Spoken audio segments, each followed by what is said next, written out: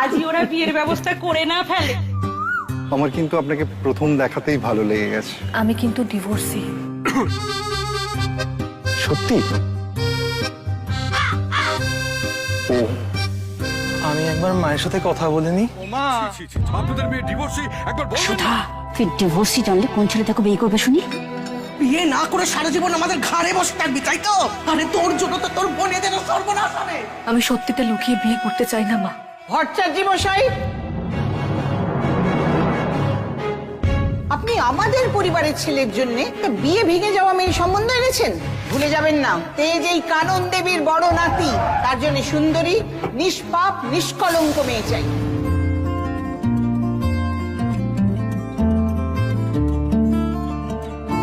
আর কতদিন অন্যের বিয়েতে সাজাবি সুধা? এবার একটা নিজের সংসার সাজা। সংসার? ন্যাড়া বেলতলায় কবার যায় শুনি? দে ফুলটা দে। Excuse me,